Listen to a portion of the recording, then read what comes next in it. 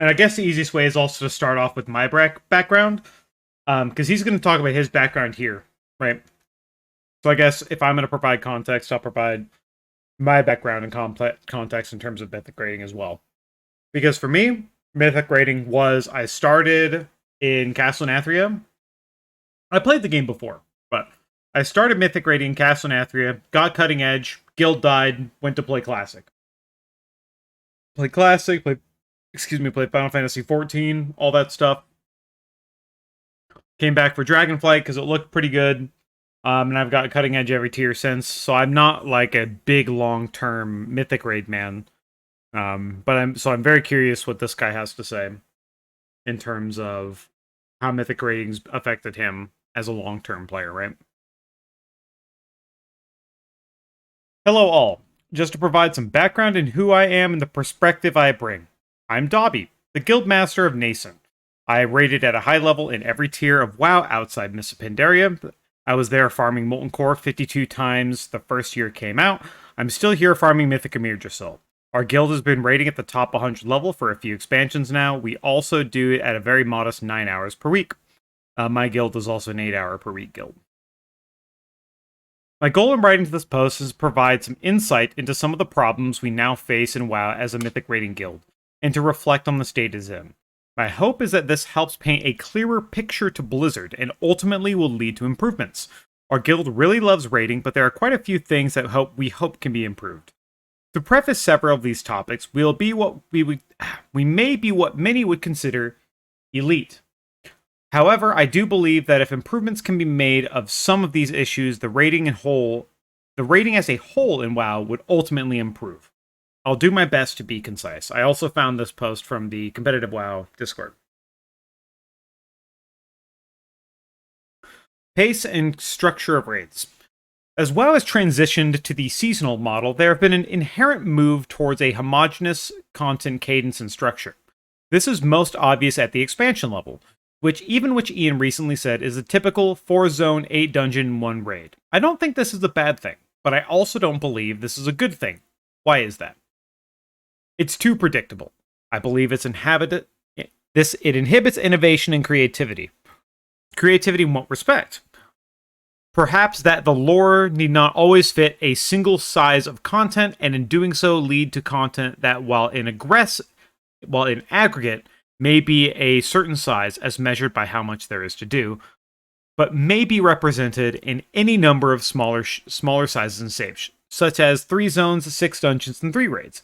Not all zones are the same size, nor is every dungeon in every raid.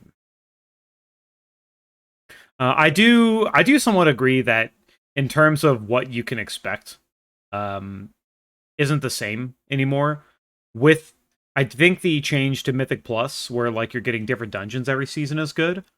But in terms of this expansion has been incredibly formulaic. Like very, very, very formulaic. Every patch you're like, okay, raid, new zone, maybe a little borrowed power, 0.5 patch, new small activity that has some gear rewards associated with it. Like sometimes we got the time rifts or the Dream Warden stuff, or the Vault of the Dawn of the Infinite as like gear catch up. It's very formulaic and very simple, which Dragonflight overall I think has been very good. But while I don't have the context of the previous expansions, like I played Shadowlands into where you got Korthia into the basically right before I did the Korthia grind into Sanctum of Domination, and then my guild just died. So that's still the new patch, new zone, new raid, yada yada, right? Let's see what else has to say. Remember when we used to get 1 or 2 boss raids? I think the last one was it like Crucible of Storms or something like that back in BFA. Where did those go? Why don't they exist anymore? Why have we not seen something like SSC and TK release at the same time? Yes, we're aiming for a 5 to 6 month content model, so we have the right size, but why not 2 5-boss raids released simultaneously? I think that's an interesting point, and it would allow them to do more than... I think one of the reasons why we're not seeing it is because they're basically wanting to be very focused in how they're doing things, right? They want the raid to be this way. All the artists are working on this raid. Because I think something that takes a really long time is the sheer amount of artwork and dungeon design and the models needed to be made for these raids, right?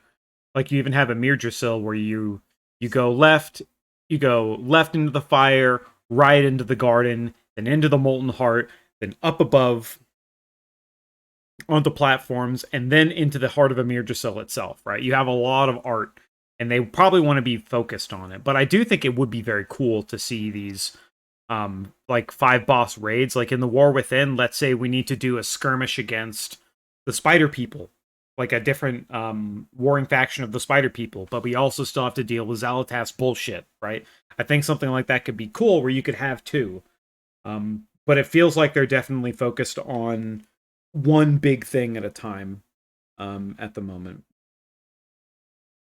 Why not a Magtheridon, a Gruul's Lair, and a 5-boss raid? The lore is so narrowly focused on a singular issue that we have lost the creative exploration of varied content structure. Okay, I wouldn't do that. We got Crucible of the Storms back in BFA, but the timing was what really killed that raid. It was far too close to the end of that tier.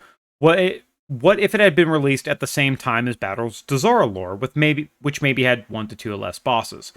If we look back at the success of Vanilla WoW, we see a lot more content structure variety. And while yes, those iterations of WoW weren't seasonally focused, I can't help but feel we've lost a bit of the MMO feeling by there being less variety.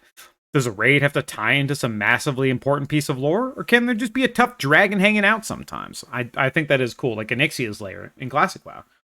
You had to do a big attunement thing for it, but it was still just Onyxia's Lair. It was just one dragon, right? Maybe the stakes are too high at this point for there to just be a random dude. What if there was like, remember how we got the vaults down here in Derelict Caverns? What if this wasn't a world boss? What if this was literally a 1 boss raid of the 2 Zakali Elders? Wouldn't that have been pretty cool?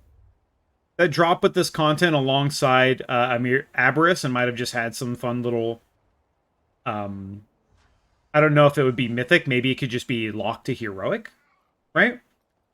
I think that'd have been really cool and have maybe expanded on the elders a little more. Besides them just being a random world boss. Yeah, back in Wrath we had Ruby Sanctum was dropped. You had a bunch of different stuff, and even without Ruby Sanctum, you had Obsidian Enclave. I can even show it in here. Like Trial of the Crusader was the big raid, but you had Obsidian Sanctum, you had Ruby Sanctum, you had Vault of the Archivon, which I think was pretty cool, because being able to do raid content and get like PvP gear or just tier pieces was also nice. Eye of Eternity. You had a lot of raids, but you also still had these 1 or 2 boss things, which I think were really cool. Like Gruul's Lair was also really great back in Wrath. Or back in TBC, sorry. But back to his post. Or can there just be a tough dragon hanging out somewhere? Why aren't there hard world bosses anymore? Why can't we get a challenging world boss that isn't an LFG? Additionally, not only is every raid just 9 to 11 bosses, we have the same set of bosses every single raid. Do we need a patchwork boss? Do we need a council boss? It is becoming very formulaic, which is continually less exciting or interesting. That is true. Because if we look back, we can even look back just through Dragonflight, right? Patchwork, Council, right? Aberrus. We actually had 2 patchworks, technically. Magmarax and Rashok were both patchworks, and there is still another 2 council fights, actually. Because these were both... Amalgamation, I don't know if I'd fully consider council, but still, that's 2 council fights. And then you have an ad fight. And even this one. Council... Patchwork. I mean, Gnarlroot's basically patchwork. Smolderon's a patchwork. Right. I think they're... One thing I'm not really a fan of, as far as how they've been doing the raids, is... Does Gnarlroot just need a bunch of ads? Does the Tree Man really need a bunch of ads? I mean, I guess it goes with the roots and the flowers and corrupted stuff, but... all of these fights, it feels like the only reason they're somewhat interesting is because they're ads, right? Like ads, Laredar, not all ads, but right. Naimu on Mythic, there's an ad that wipes your whole raid if you don't kill it. Ads. Tendril, tons of ads. He's becoming very formulaic, which is continually less exciting and interesting. But I'm assuming he's not necessarily talking about like just like there are a council boss or a patchwork boss.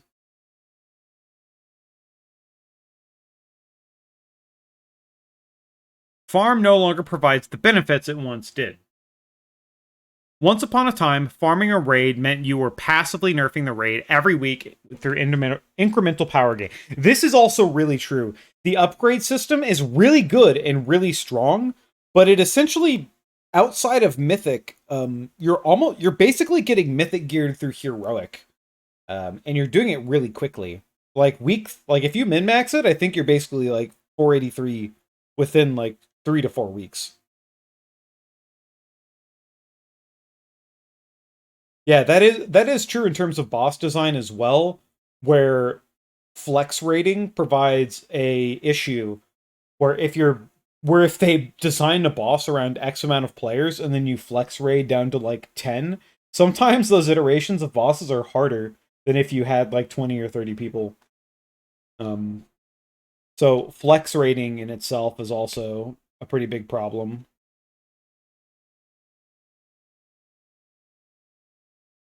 Well, not necessarily a problem, but in terms of design and creativity, it could be seen as a hindrance, right? This is no longer the case. We reach about 90% of the maximum power by the time we get to the last boss now. More on this next issue. This equates to a hard final few bosses, but also means they never get any easier on farm.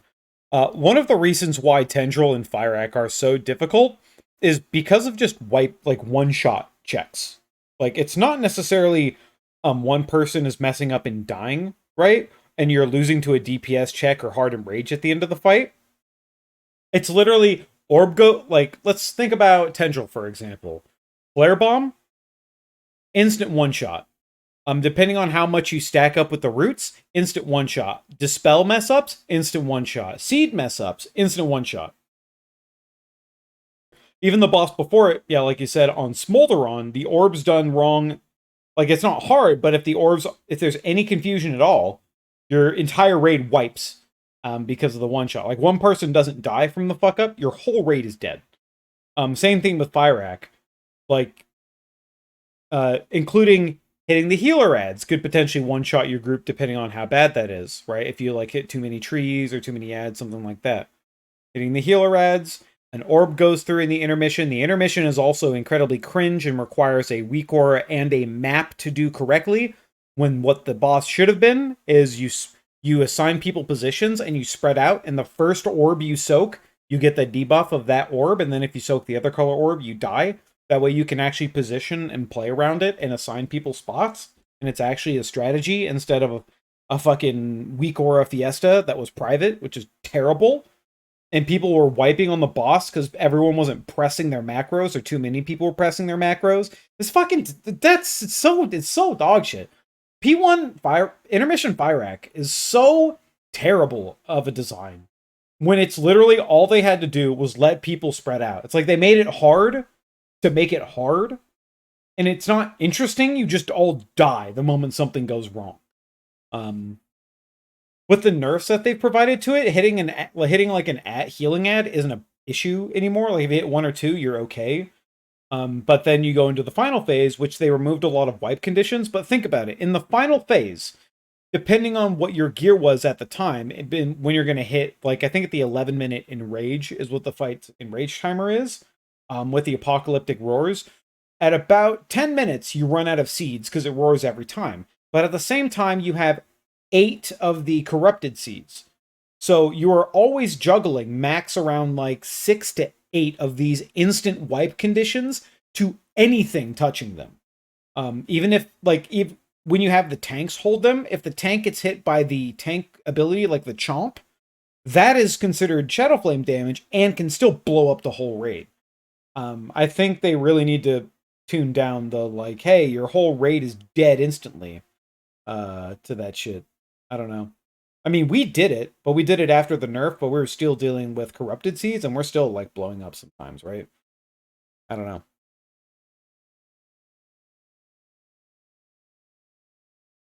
We acquire gear and some small amount of power from the farm, but nothing that meaningfully nerfs the content over time. Especially one of the things I think that is really hitting this, especially in Mythic content, is how strong heroic gear is. Heroic gear, fully upgraded, is 483 when the max eye level is 489. Doing heroic content essentially gets you fully mythic geared. And doing 120 a week, which is not hard content, also gets you 489 level gear.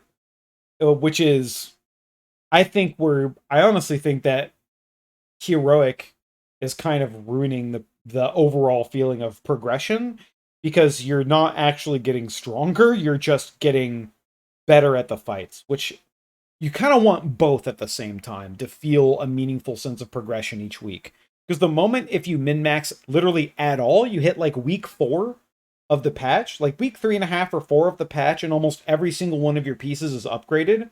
It was better in a Mirjasil where they reduced the amount of crests you could get, so you're not really able to just send it like you did in Aberrus. In Aberrus, it was ridiculous. You were able to essentially crazily upgrade your stuff.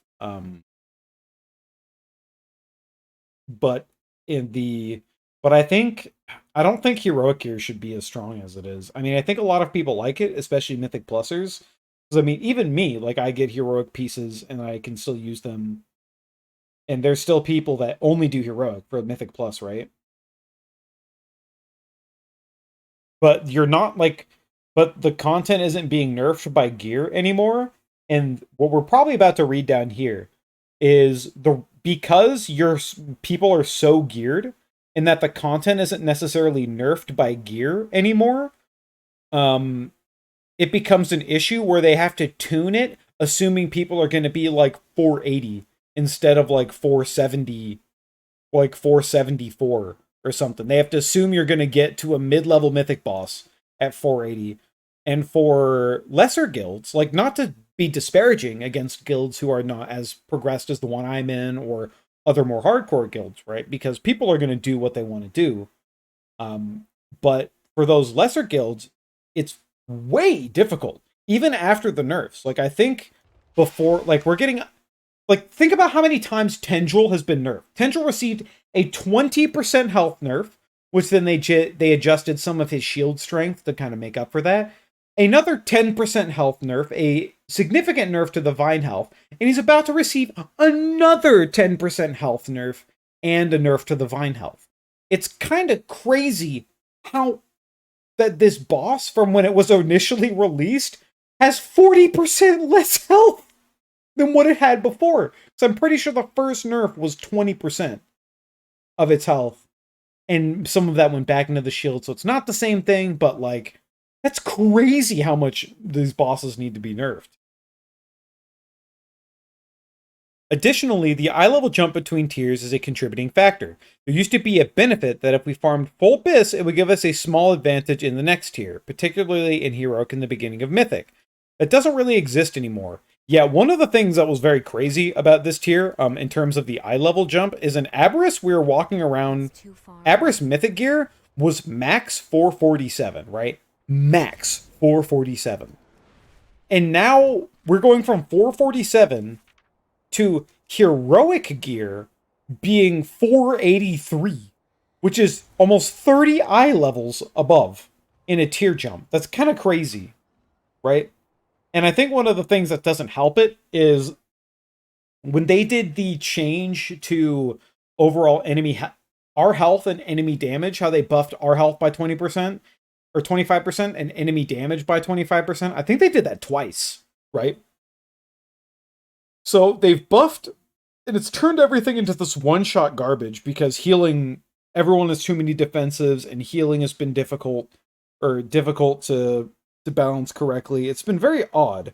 right? It's been very weird, all the changes made this expansion. Instead, what exists is an endless Mythic Plus farming session for the first week of the tier that replaces everything but your tier sets if they were tuned well. This is pretty toxic, frankly. It feels really bad to put months of farming effort for it only to be useful in clearing higher keys slightly sooner.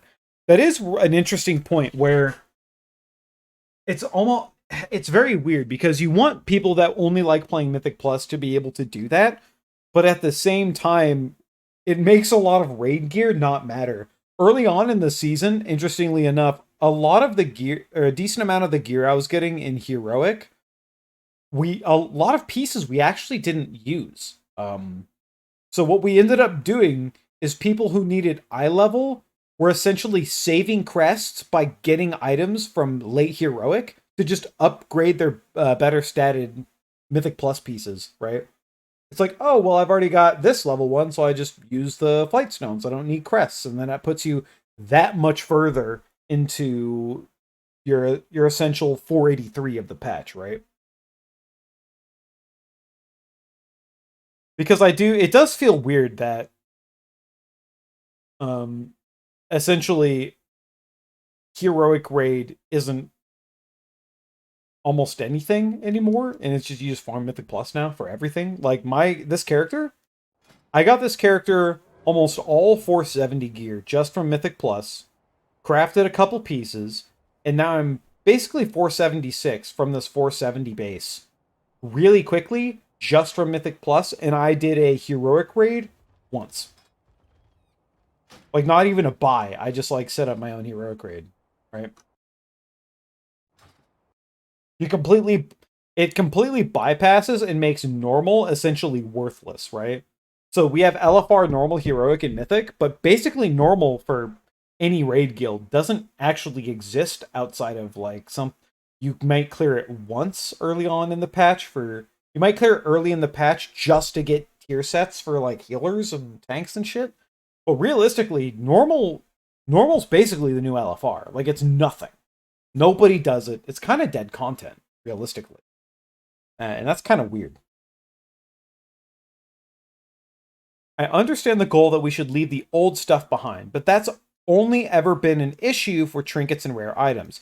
In terms of item level, the jump between tiers is really disincentivizing farm.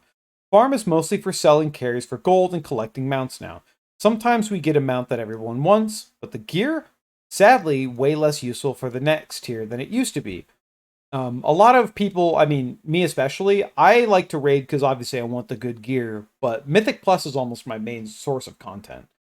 If I had to track the amount of time I spent raiding versus the amount of time I spent Mythic Plussing, realistically, I'm not a Mythic raider. I'm a Mythic Plusser.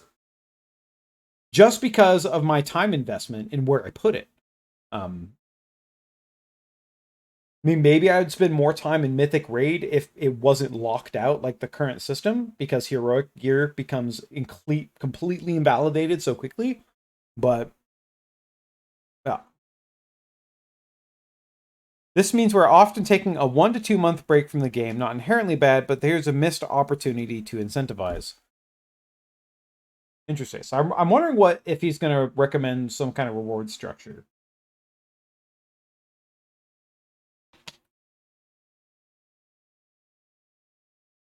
The tuning problem. I'll preface this by saying it's hard to get this right. It requires some really good testing to dial in with players who are really good at pressing their buttons. I also think it requires a relatively good understanding of class dynamics to optimize and account for in internal testing, something I suspect is lacking. I mean, they shotgunned almost their entire customer service team. Who fucking knows who they have in there as actual playtesters? What, their QA team maybe? I mean, they're probably not bad, but I don't think they're that good. They can't be that crazy good either, right? Because there's no way they have a team sitting inside Blizzard that cleared Mythic Tendril with 3-second seeds and went, yeah, this is it. Fucking that boss is murdering guilds. That boss murdered so many guilds this tier. It's crazy. That boss is so hard that my guild refused to extend on it, and for morale's sake only, just re-cleared up to it, and then got 1 day of re-clear, then 1 day of Paragon Tendril for multiple weeks in a row, just so we didn't sit there and die to that boss because of how difficult it was. Because you have to consider not players like me who just do nothing but play the game, right? There's 20 people you need to complete the raid, and you have to make sure all 20 people are in and want to play, right? You have to make sure everybody in and on your roster, in your bench, actually want to play the game. And if you face mash against Tendril, and you don't have 20 people that want to face mash against Tendril, you're just going to kill your own guild.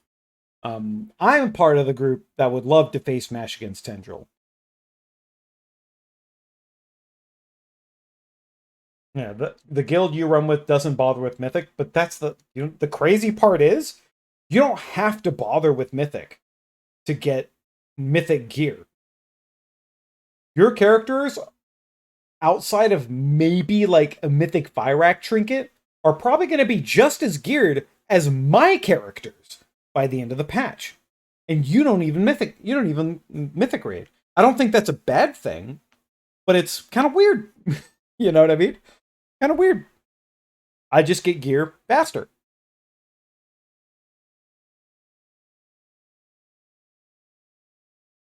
Previously, I mentioned we are getting to the ultimate or penultimate boss with roughly 90% of our potential power. This was not the case a number of years ago. Remember in Nighthold, after 2 months of farm, Gul'dan was falling over? What's going on now? The big component is tier sets. Tier sets are normally adding 10 to 15%, in some cases higher, to player power, and these can be gained on any difficulty. Having such a considerable jump in player power disrupts a linear difficulty curve pretty substantially. This is why during the first week of raid, you may have struggled on Agira, but the second week, she's falling over without much of an issue. This naturally leads to a feeling that tuning was way under on the first several bosses, and that you're likely to hit a wall towards the end of the raid, because tuning caught up, and we're back to relatively linear power scaling once tier sets have been acquired. This linear scaling continues on to the end of the raid. One thing that's really weird too, if you look at the tuning of this raid, Mythic Agira has so much more health than Volacross, right? If I go to our Mythic log, like here, let me go to our Mythic logs real quick. When was our last raid day? It was let's say 21st, right? Let me go look at our logs. 21st. This one? No. This one? This is when we ate ass on Fyrak. Oh, it's back. It's back up in our fucking WoW chat. I remember.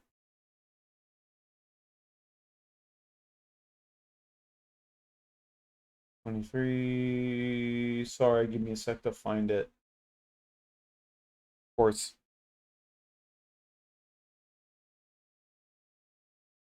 Wait, these are heroic logs. Where did our mythic logs go?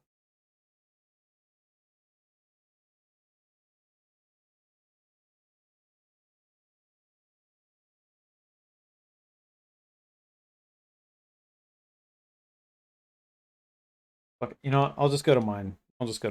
Right? Like, if we just go to kill times, Agira's kill time is like 4 minutes. Agira dies in 4 minutes, but Volacross dies in 3.5 or less. Right? Even had a killer who died in 3 minutes. Like, 3-minute boss. Like, why does Agira last an entire minute longer than Volacross? And it's the second boss. Has a lot of health. It's very weird. I'm gonna read this section again, honestly, because I don't think it really sunk in for me. No, like you know what? Fuck it, dude. We'll go to my let's go to my VODs. Wait, 4-matics? What the fuck? I'm not a 4-matics, I'm a 3-matics. Oh god.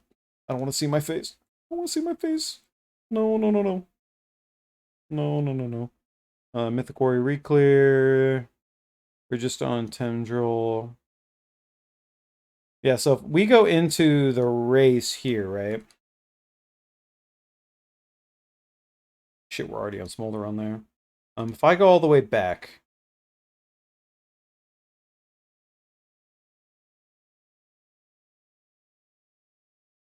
Target the boss, dumbass. Target the boss. 849 million. Right? Now let's go over to the lava snake. Target the boss.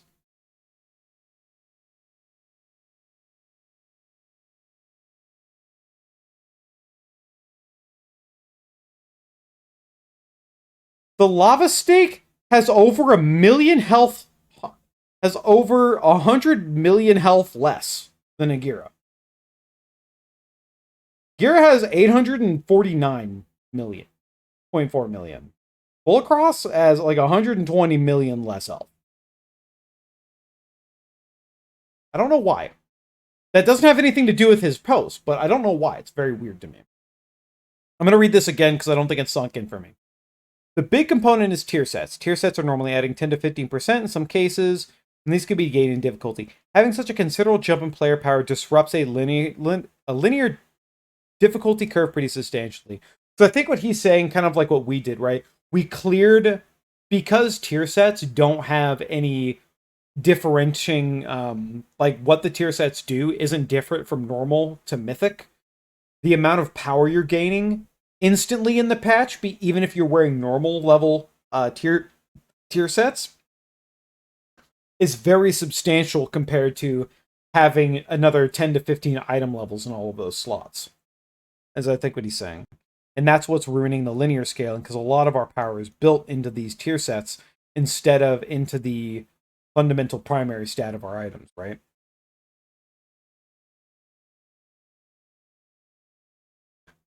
Let's see. This naturally leads to the feeling that tuning was way under on the first several bosses, and that you're likely to hit a wall towards the end of the raid.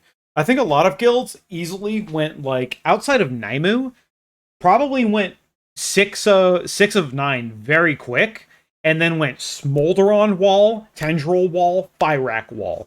Like, we easily killed those bosses pretty quickly, and then Smoldy, Tendril, Fyrak, way more pull count on all three of those. However, the tuning of the last few bosses has really been dialed up. I think this is because of the Race to World First. I understand the need to put on a spectacle, but for those bosses to not fall over in the face of massive gearing blitz, but it has led to several other problems. I do think that those bosses are juiced to Race to World First, but I don't think that's a problem. I don't think these bosses being juiced for World First race is a problem. I think it's actually good, but I think the issue is when they nerf some of these bosses, because the general player base does not want to play that. Especially in the Mythic player base, a lot of Mythic guilds don't want to do Race to World First level shit, because they're just not good enough to do it. So I think it's great to see the potential of players and classes and gear and all that shit. I think it's cool for the Race to World First. I mean, I think it's worth keeping, but I do think that if they want to continue with this level of difficulty for the race, they actually need to be way faster in how they tune the bosses after the race is over. You know, after the first like 10 to 15 guilds kill the boss, what does that boss look like for the rest of the group? People that aren't like day raiding, right? That aren't raiding like 16 to 20 hours a week. Or, I mean, at the start of a tier, way more than that, too, especially if you're doing splits. The most annoying problem is the reliance on nerfs. Unfortunately, this appears to have been common practice. I think it should mostly stop. Here's why. It's frustrating. Have you ever progressed a boss, got close, and then it had it nerfed next Tuesday? Our guild did. We almost killed the previous version. So the version of Tendril that you could actually soak 2 seeds and blow up your whole raid, we got the boss to, I think, 13%, 12%, and 7% in the same night, and then it was nerfed the week after. We could have killed that version. To me, we've killed that version. But, And I really wanted to kill that version of the boss. But how did it feel? Sucked. It kind of sucked knowing we could kill it and didn't. I can tell you that it feels awful. Worse yet, if the nerfs are a forced change of strategy and actually cause you to regress. This is actually a video topic I do want to talk about on something else, which is why boss health's nerf, and it's mainly when bosses have percent-based changes. One of the things that make Fyrakk's health nerfs so annoying is because Fyrakk, no matter what, will still phase transition at 70%. If they were smarter about it, and what they should do is they nerf Fyrakk's health by 10%, right? And for me, what that means is, okay, they want the first phase of that boss to basically be 30% of the boss, right? Down to 70%. But with timings and what gear people have and how much it messes up the fight, they should have scaled the boss. Yeah, we nerfed the health by 10%, but now the boss also transitions at like 67 or 68% instead of that 70% mark, because now, you know what my guild is doing? We're holding DPS for like 30 seconds now. Because if we don't, because of the health nerfs, now we're going into the shield phase and our rogues don't have shadow blades, our healers don't have their 2-minute cooldown set up yet. So it's once again this issue of timed phasing that I think they've really failed on, where if they want to do timed phasing, they also need to appropriately nerf the percentage of those phases so the boss actually phases with how it would normally feel in the fight. Otherwise, you're completely ruining your timings. Because with how things are going to go now, let's say this here. Suddenly you're 10% on Tendril. Now you're relearning orbs and force a change in strategy actually cause you to regress.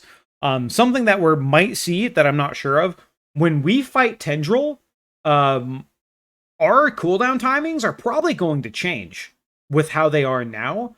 Because normally we've been getting Tendril to like, I don't know, I think 43% before the last phase. But Tendril has a hard phase at 40% to go to the last encounter. Which means that now Tendril is going to phase 7% faster. And instead of transitioning like it's normally intended after getting those last set of dispels and the bombs and the seed soaks and the last falling star of the phase on phase 2 of Tendril, now you're not going to get that. You're going to skip part of it, and that might actually cause problems on the shield phase if people don't have their cooldowns ready and shit's ready to go. You might actually have to restructure depending on the kind of guild you're in. Most guilds are probably just going to hold W and blast it, right? But if you're not in that re-kill mode, you might actually have to restructure how you do the fight and the cooldowns of the fight.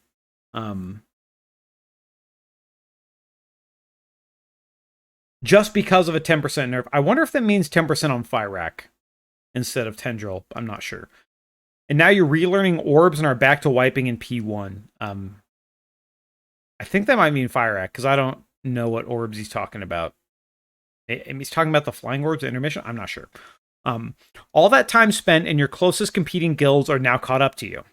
2, it's unreliable. We're hoping and praying for nerfs, and sometimes they come and other times they don't.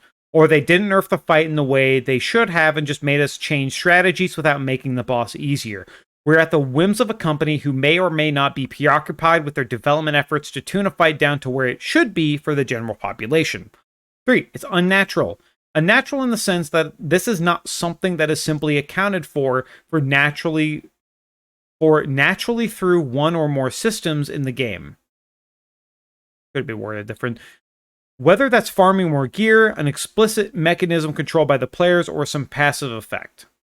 I guess you're talking about the general, this is going back to the gearing issue, I think, where he's talking about, where the general tuning feels very off, especially considering you're not actually getting a feeling of character progression throughout the patch. Perhaps distribute some of that tuning to the earlier bosses and ease up on the last few a bit. It's just too heavy on the back end. By the second or third boss in Mythic, the expectation ought to be that most of your raid as 4-piece tier have far more difficulties. Historical raids that did this well, Hellfire Citadel, Nighthold, and Sepulchre Why am I saying weird? Assuming better Halandras tuning. I did not raid during Halandras, but apparent that shit was apparently crazy. If we want more challenges, why are there no opt-ins? I'm going to use the classic example of hard modes from Ulduar here, because it represents an interesting contrast in design. In Ulduar, you can make a fight more difficult, removing the aid of an NPC, adding a mechanic to the boss, etc., with some mechanism in the boss room. This wasn't required to defeat the boss, but it did provide a rare achievement that few would have. Those could be feats of strength that can't be acquired once the Hall of Fame closes. It could also provide additional loot as incentive, which would also probably lead into the better guilds getting more gear, which I like this idea. I do like the idea in how hard modes worked. I thought they were pretty cool. And doing something more challenging on a boss that you would consider easier to get better loot, I think is a great idea. Maybe instead that's where they can start putting those very rare items. Maybe they can start transitioning some of those very rare items into, let's say your guild wants the Aranog ring out of Vault of the Incarnates.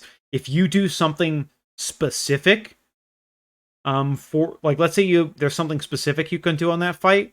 Like, I don't know if you'd like add a third ring or something, but of like ads coming in. But if you did that, what if by doing that hard challenge, you actually got the Aranog ring? And that way you could legitimately, instead of get a rare loot, I think the rare loot system's okay, but if doing a challenge gave you those rare big pieces, I think that would be way cooler.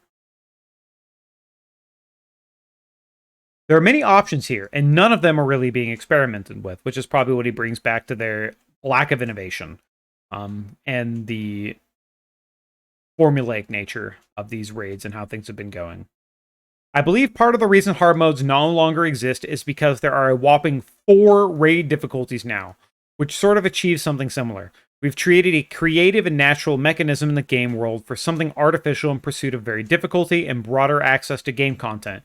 Normal doesn't exist anymore. Like, LFR should exist for people that just want the story, sure. Normal almost has no place anymore. Like, you just run, like, it's nothing. Normal is nothing. It's a tier factory. The 4 raid difficulties is also what is driving at those large eye level gaps between tiers, the complexity of which bleeds into many other systems, crafting, upgrades, vaults. I think crafting is kind of okay after we're late into the system, but one of the problems this expansion had is the amount of gold you actually needed to craft decent items, especially if you did not have a guild crafter to do it for you for free, was ridiculous. Imagine how many millions of gold someone got if they were just randomly the guy who got Lariat pattern on their server, right? If they just randomly got it, they're one of the few people who had it. Like instant bajillionaire just because it was the best and it was the only way to get it. Have someone craft it. The embellishment system, I would honestly like to see a rework. Something I would like to see them do is, because people obviously like eye level, I think embellished pieces should be at the same eye level of max mythic, right? I think they need to bring down crafted gear and the heroic level gear, like just their eye level. But I do think that the embellished pieces of gear that your character equips should be at that 489 mythic level of gear, just to make crafters still important and impactful, and so you're not feeling like, oh yeah, I get to do a little more poison splashy because it does more damage than having 3 more item level. I don't know. It feels weird that max eye level is not the best because of these weird embellishments.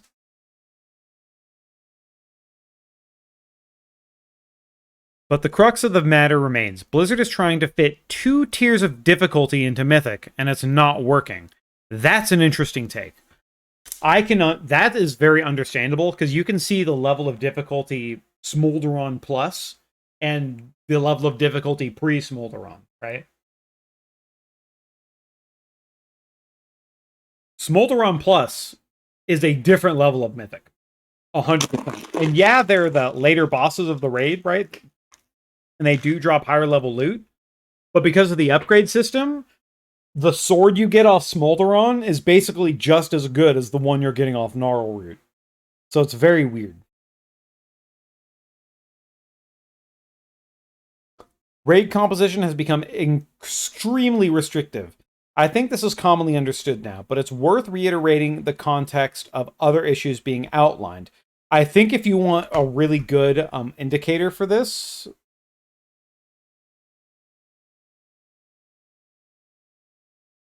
you have to type that to make sure you get them. But Max had a very, very, very good video.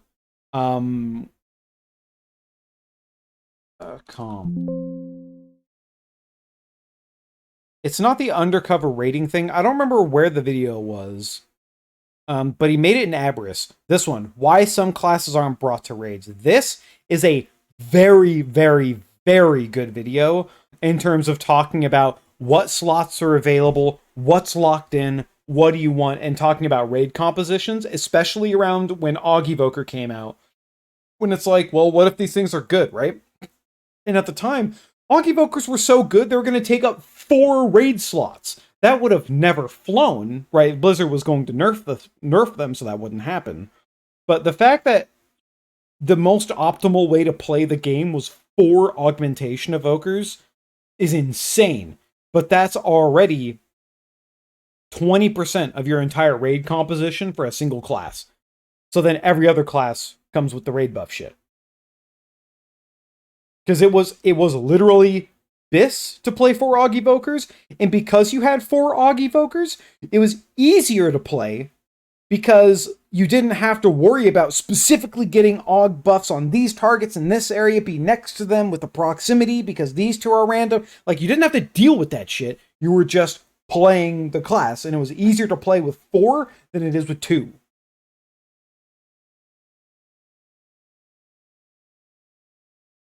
The typical retort is, well, just bring the player, not the class. Fucking, that's stuck in my head from Preach saying it all the time in his videos. Bring the player, not the class. I think it was like back at Legion. He was making those videos saying that shit. Optimization only matters for the World First guilds. This implies that it is a self-inflicted problem, which it's not. Which it can be. However, the reality is that the raids are presently tuned around such optimization. Further, because farming is so diminished in effectiveness and the fact that we rely on nerfs, this has led to guilds inevitably prescribing to what is most optimal because that is generally the easiest way to progress. Imagine playing a fight without a demon hunter. Imagine not having 5% magic damage. You might as your entire raid would do like would literally do like negative 4.6% overall damage removed from your entire raid if you just didn't have a DH. It's kind of crazy how much additional damage you do just because you have all of these raid buffs mashed in there, right?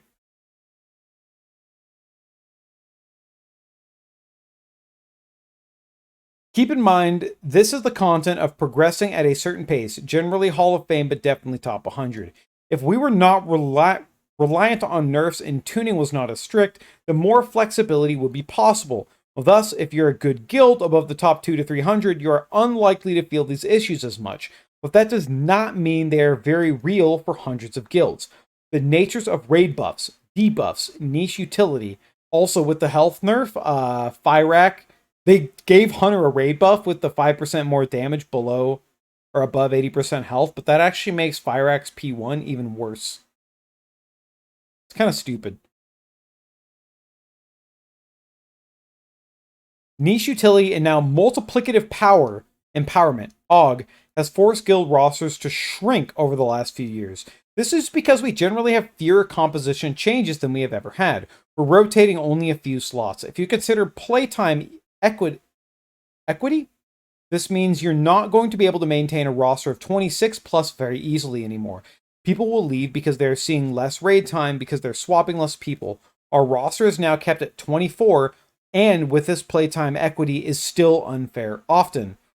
Having backups for each role is not tenable because of gear scarcity, and again, playtime equity. This further creates composition volatility. Your druid is out, and you don't have Mark of the Wild, which can be a significant impact on your raid performance. The net effect is that guilds have smaller rosters than ever before. fewer backups, and are struggling to balance playtime equity. This means players operate with more risks than ever. There are unexpected outs, players quitting, or trials don't pan out. The guild is significantly more likely to die. This is very, very true. This is extremely true. Where, simply put, if you're, let's say, like right now, if you're the second warrior in a guild, the idea that you're going to be brought to anything but like the first 4 bosses, maybe, as the second, like the bench warrior in a guild. I mean, you can do decent damage, but like, why would you bring a second one? And if you have a bunch of other people trying to get in, okay, well, the second warrior gets in, but he gets to play for what, like 40 minutes a week, maybe at that. If they let the second warrior in on council, right? Like, it's very the amount of rigid requirements in terms of raid performance has actually negatively impacted people being able to have like casuals in their guild, right? It's kind of it is not good for the social aspect of the game. The guild's significantly more likely to die. Yeah. This is all that, like, my guild died. My guild literally lost like 3 players and then just died straight out in Shadowlands. Because they just didn't want to recruit more. This is then all impacted by shifting balance within the game itself. Reworks tend to lead to overpowered specs that are not tuned enough going into a new tier, which then mandates we force people to re-roll. Dude, double rogue, double enhance, double DH. You could even go triple rogue because of how crazy sub was, especially in like I mean, sub's still insane now. Like, you could eat like our tendril kill was triple rogue, but one of our rogues is assassination one trick. So we had 2 subs and an assassination rogue.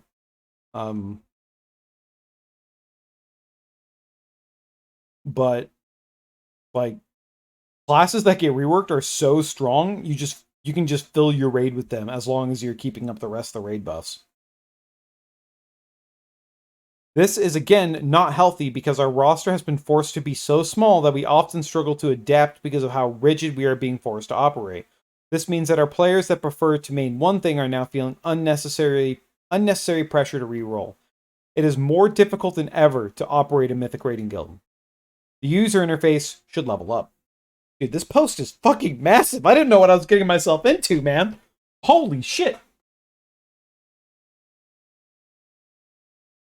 Encounter design itself has been leveling up. The bomb mechanic made famous by Halandris and later utilized in Fyrak is a great example of continuing innovation.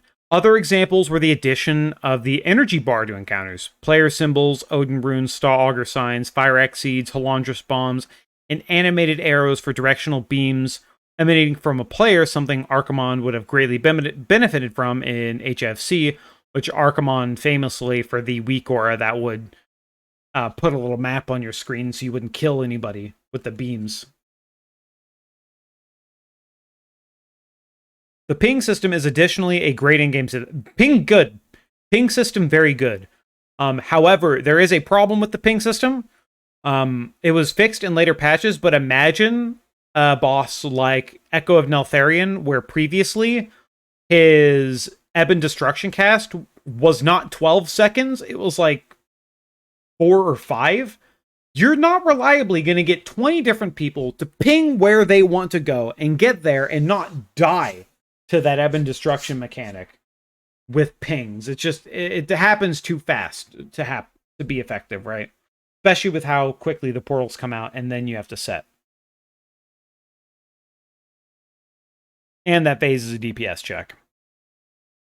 However, all of these except the encounter energy bar are improvements to the game world, not the user interface. But as we know, the core of any encounter is your interface. This is where Blizzard has too long relied on the community. They started to remedy this in Dragonflight, but have a long way to go, especially for encounters. Default raid frames are still inadequate for many classes, especially augmentation, They need more customability, and they need to be performant so we aren't relying on add-ons that aren't.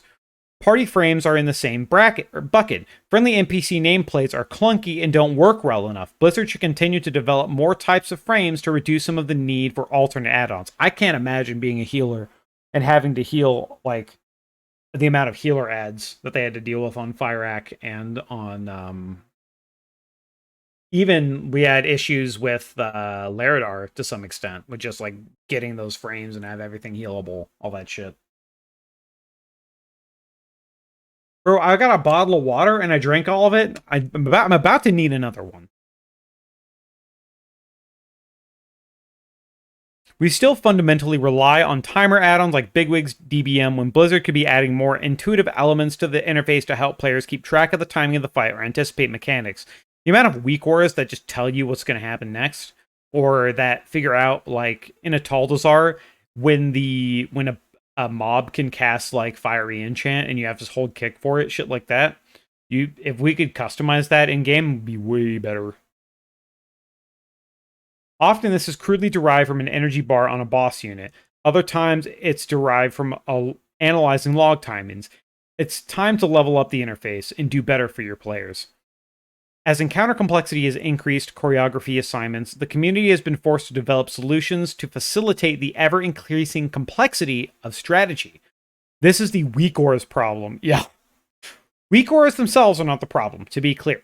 That add-on is adding a much-needed functionality that Blizzard for so long has not bothered to implement into their base game over the last 20 years. Blizzard has been spoiled by the add-on community, much like Bethesda gets spoiled by modders fixing their games, which, funnily enough, Starfield was so bad that they didn't. Blizzard has been spoiled by the add-on community. It's time for Blizzard to pay that back to the community and improve the user interface to a more meaningful way, especially for the encounters. Private auras were an attempt to curb mechanic trivialization by limiting what can automatically be solved with a weak aura. However, a key consideration was overlooked in doing so. Quite often, a pragmatic solution has been a requirement because of how encounters have been designed, while the interface has remained stagnant. Need to spread 6 25-yard bombs in 6 seconds on Neltharion?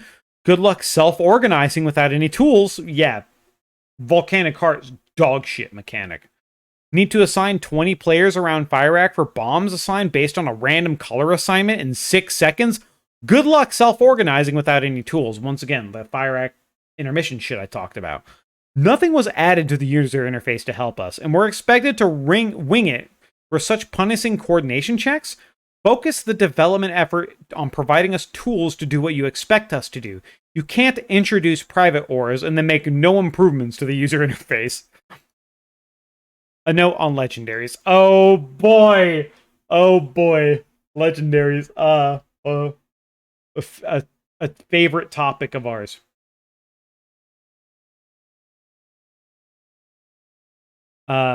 This isn't even to note the evoker legendaries. Someone, like, the legendary drop rate was so bad, people were making new characters, going into LFR, doing the boss to try and get the drop, deleting their evoker, and then doing it again to try and get these items. Because every single difficult... Also, that's something I don't understand.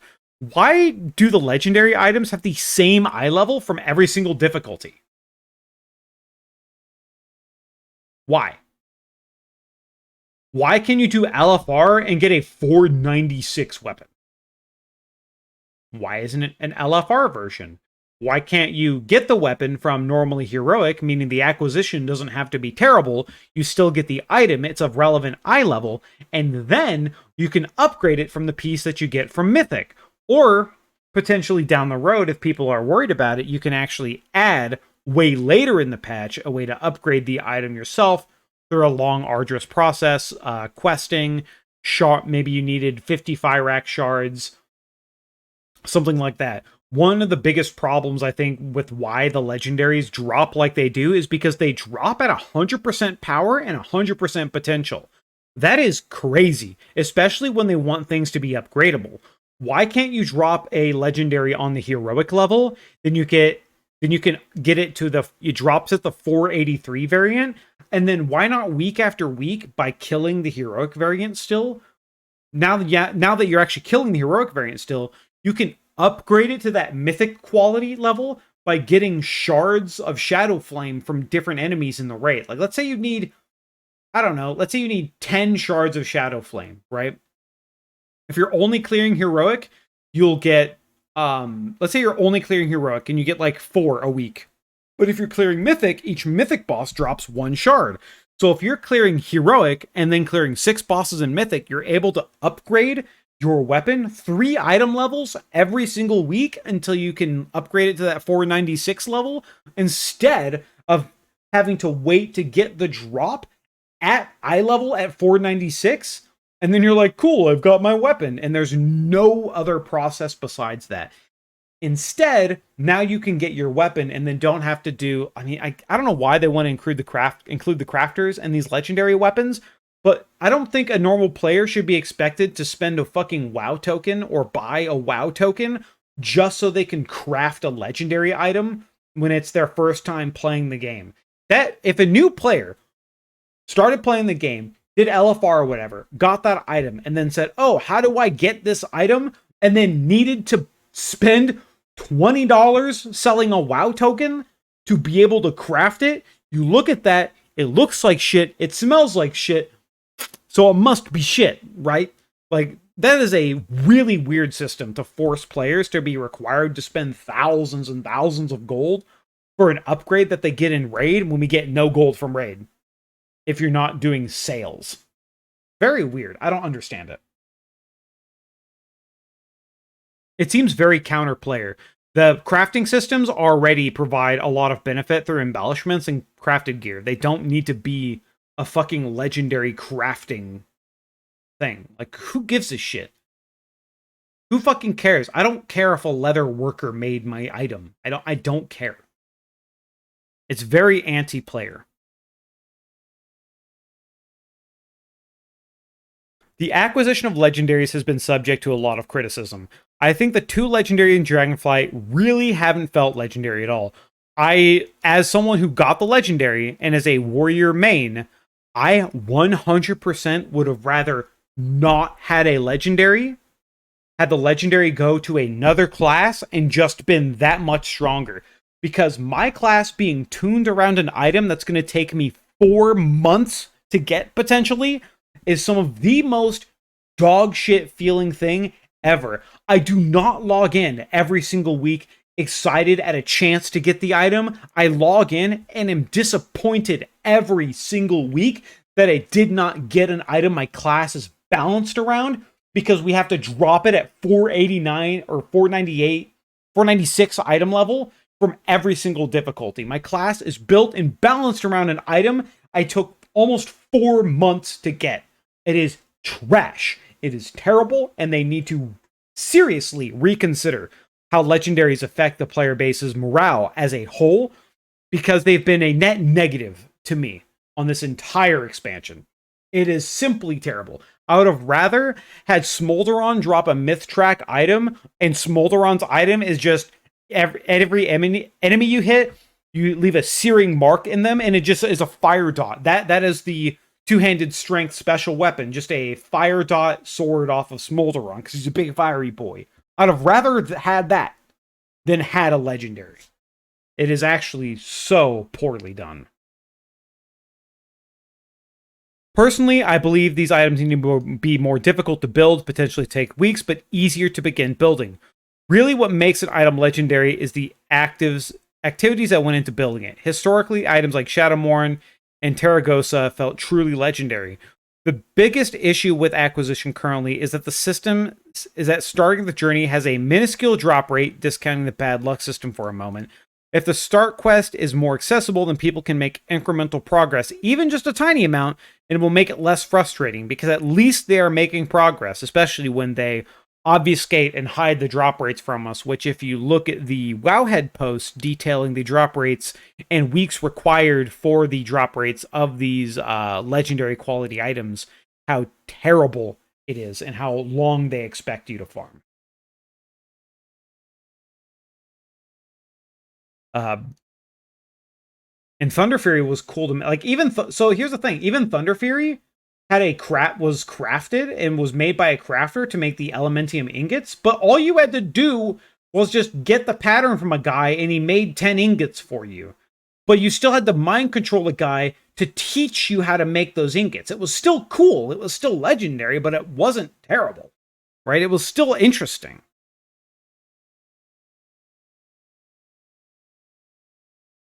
Higher difficulty raids dropping more materials for the legendary is a nice incentive to push folks into harder content and reward for doing it.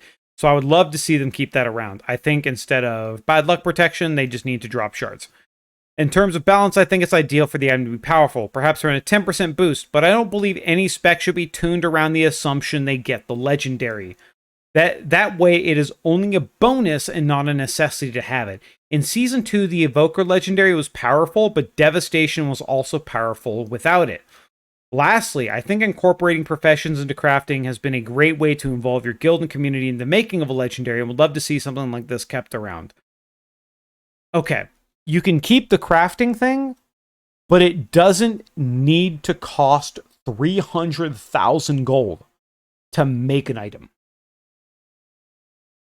If you want the quest, like, instead of farming a bunch of shit or just buying it off the auction house, what if I actually had to go farm a bunch of stuff to make those items through crafters and didn't have to spend a bunch of gold? What if I could just go out and farm a bunch of trees that have been hit by shadow flame for shadow burnt leeks or whatever that I needed to make the thing, instead of needing to go to the auction house and buying 10 shadow flame essence off the auction house and 10 dreaming essence off the auction house? It's stupid.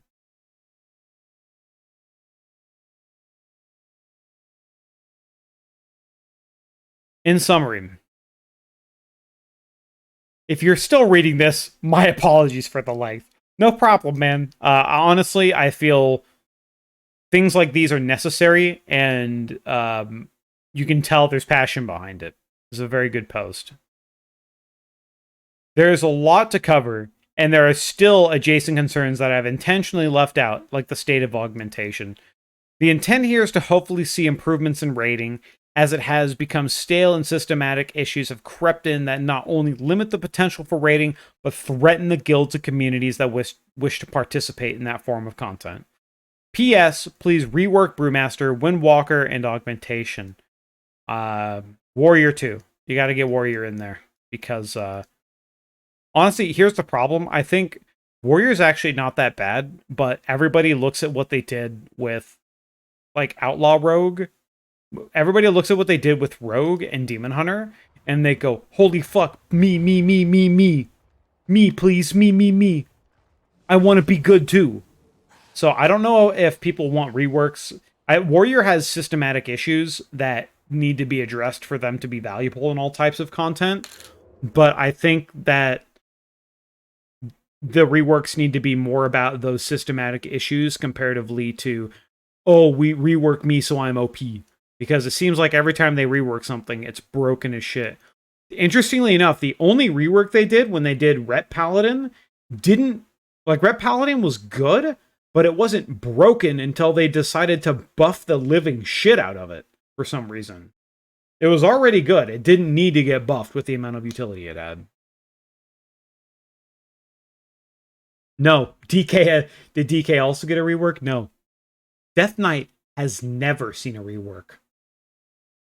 Death Knight has been the same forever. At the start of Shadowlands, I played my Death Knight, and I played it as Unholy and Frost. And you know what? It's the same fucking thing that it is now. It's still Pillar of Frost windows, and it's still setting up your burst windows and cycling cooldown timings by spending your resource as Unholy. It's the same shit. Death Knight honestly needs a rework. Really bad. Like, it needs to be different. Because it has been the fucking same since forever.